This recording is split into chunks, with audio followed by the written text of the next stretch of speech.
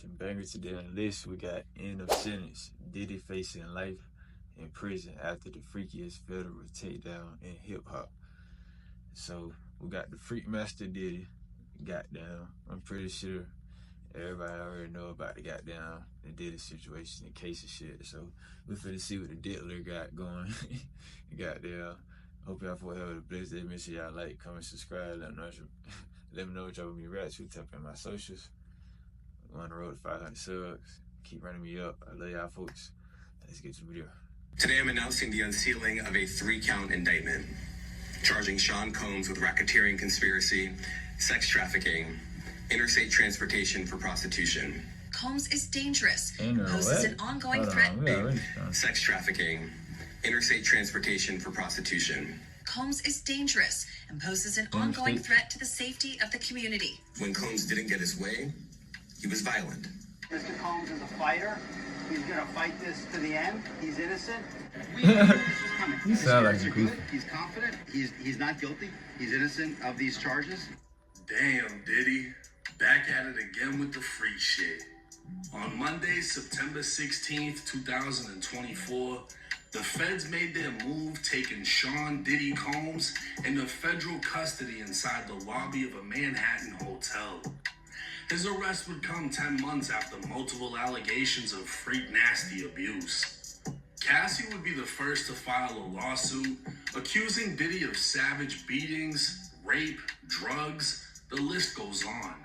Well, the very next day after the lawsuit went viral, Diddy, Diddy's lawyer, and Cassie settled the lawsuit with the terms to be kept confidential. The speed of how fast the lawsuit ended pretty much answered everyone's question as to did he do it. In the following months, both women and a man would come forward with more deviant allegations. Homeland Security would strike, conducting early morning raids on Diddy's Los Angeles and Miami mansions. Following the raids, a video of Cassie being assaulted by Diddy would take the internet by storm, as the lawsuit alleged Diddy paid $50,000 at the time to make the video disappear. Howard University would revoke Diddy's honorary degree and terminate the scholarship program in his name, and the mayor of New York City would also request the key to the city be returned. It would appear Diddy knew what was coming as he traveled back to New York City, checking into a hotel on September 5th in anticipation of the indictment. Just 30 minutes before the feds took him into custody, Diddy could be seen laughing and mingling with fans in Central Park. At one point, he'd even meet with his lawyer on a park bench.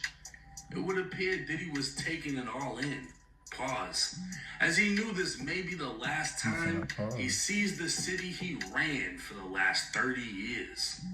The unsealed indictment would reveal Diddy has been hit with racketeering conspiracy, sex trafficking by force, fraud, or coercion, and transportation to engage in prostitution.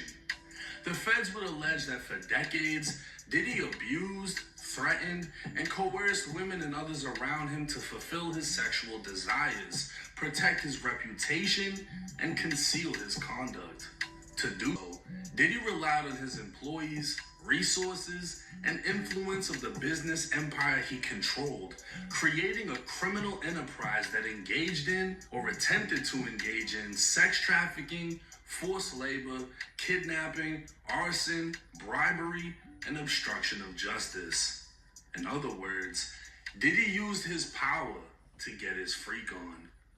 Diddy engaged in a persistent and pervasive pattern of abuse toward women and other individuals. This abuse was at times verbal, emotional, physical, and sexual. As part of this abuse, Diddy manipulated women to participate in highly orchestrated, freaky activity with male sex workers.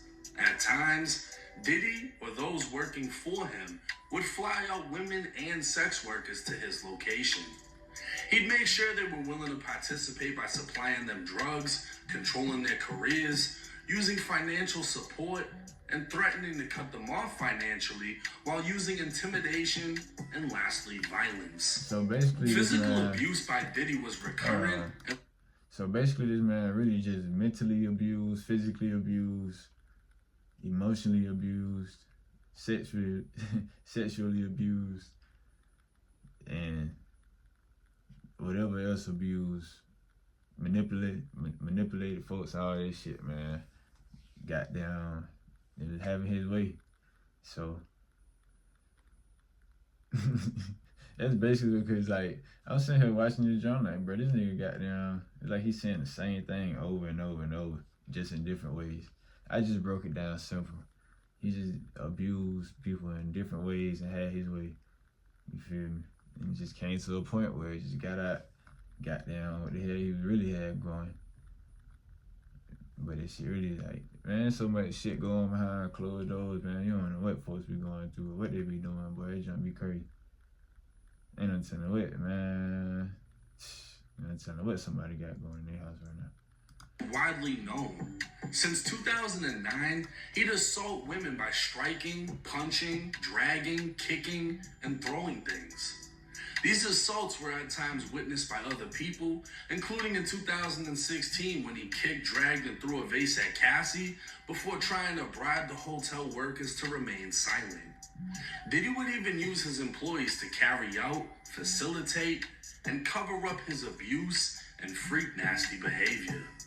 Members of the Diddy enterprise were well involved in his dirty work and worked together to preserve, protect, promote, and enhance the power, reputation, and brand that is Sean Diddy Combs. See, Diddy's disciples wielded enough power and prestige to lure women into Diddy's orbit, often under the false pretense of a romantic relationship. These women were then forced or coerced into engaging in acts with male sex workers and what Diddy referred to as freak-offs. These freak-offs were elaborate and produced performances that Diddy arranged and directed while electronically recording and pleasuring himself. Domestic and international flights would be provided, and these freak-offs would occur regularly, sometimes lasting multiple days and involving multiple people. Diddy distributed a variety of drugs to keep his victims obedient and compliant. Sometimes unbeknownst to the victims, Diddy kept videos he filmed of victims engaging in such acts with sex workers, and when the freak-offs were done, Diddy would provide IV fluids to recover from the physical exertion and drug use. Diddy's disciples would often book hotel rooms, stocking them in advance with the required freak-off supply list. The list would include drugs, baby oil, lubricant, extra sheets, and lighting.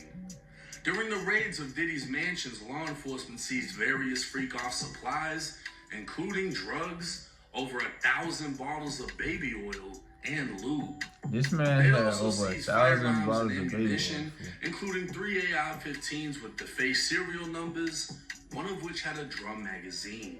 The feds are using 16 years worth of dirt to essentially bury Diddy inside of a federal prison, and in a desperate attempt, Diddy's defense team proposed to put him on home detention with a $50 million bond secured by his Miami mansion.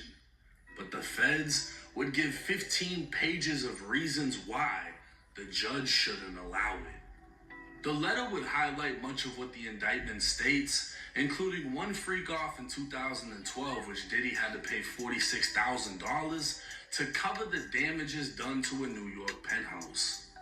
In 2011, Diddy and a conspirator kidnapped an individual at gunpoint to facilitate breaking into and entering the residence of someone else. 2 weeks later, Diddy's disciples set fire to that person's car by slicing open the convertible top and dropping a Molotov cocktail inside the interior. Since 2008, allegations of Diddy's violence against women has been reported in the public media, but more recently, there has been an outpouring of allegations dating back to the 90s. The weapons recovered inside of Diddy's home are also a federal concern. While 6 legal weapons were found stored in safes, 3 AR-15s were found with defaced serial numbers, making them very illegal. A drum magazine loaded with 59 rounds of .223 ammo was found in his Los Angeles mansion, where high-capacity magazines are very illegal. To make a long story In California? short, Oh, the Los feds said Angeles, wherever you Diddy's stay at? capacity magazines are very illegal. Loaded with 50 teens were found with defaced serial numbers, making them very illegal. A drum magazine loaded with 59 rounds of 223 ammo was found in his Los Angeles mansion, where high-capacity magazines are very illegal. So they gotta be illegal to make a in Los long Angeles. story short, the feds said Diddy's dangerous, has a shitload of money, and is definitely a flight risk, so the judge denied his bail. As of now, Diddy resides in a not-so-luxury concrete cell within MDC, Brooklyn, a federal facility that holds over 1,700 inmates of all calibers and has been home to many big names, from rappers like 6ix9ine to mob boss John Gotti. It can be expected that a ton of new information will keep coming out regarding this case, possibly more charges, and even more arrests. It's also likely that Diddy may have some information he's willing to share in order to secure his freedom. So while the industry has turned their backs on him, many may be sweating, knowing what they did in Diddy's darkness is about to come to light. And as for Diddy, he's facing a minimum 15 years and up to life in federal prison. Yeah. Now, I think it's safe to say we all expected this would happen. We just didn't know when. The fact that he only has 3 counts is somewhat surprising. I thought it would have been more, because all the allegations against him are so crazy and in-depth. But racketeering is pretty much bundling up everything into one charge. At the end of the day, he has 3 charges. He's facing 15 years minimum, up to life. And the way the feds work is you're either going to tell on somebody or you're going to get fucked. Now, the type of case he has, anything sexual, when you get locked up, it's frowned upon to the point that you can be a target. But that's more so for people that aren't so rich and aren't so famous. I'm not sure how it would play out for him, because he has money to sway the crowd. But this is the thing. They may also come for the money. They may come for his properties. They may come for everything. And if they're able to take away his means of defense and making things happen, they're taking away his power, which is going to reduce him from a music mogul to a famous person with not so much money. But what I think is going to happen, and what I know is going to come to light, is a lot more names, a lot more people, possibly more arrests, a lot of people falling back. And, you know, Diddy has a lot of information on people. This shit's kind of similar to the Epstein shit, when he was bringing people to the island, except Diddy was doing this shit over here. You're flying people through, you're recording them, you're giving them drugs, whatever. Now Diddy, his life is on the line. And they always make we're gonna see how desperate he gets. evidence. Like, they love We're gonna evidence. see how desperate other people get. We don't know how deep this is gonna go, and this is only the Nigga beginning. make evidence on their shit, bro. That Guarantee it shit won't be good. the last video I make on it, as the updates are just gonna come rolling in. But let me know y'all's thoughts and comments in the comments section. It's 1090 Jake. I'm rocking with y'all, and y'all rocking with me. Till next time.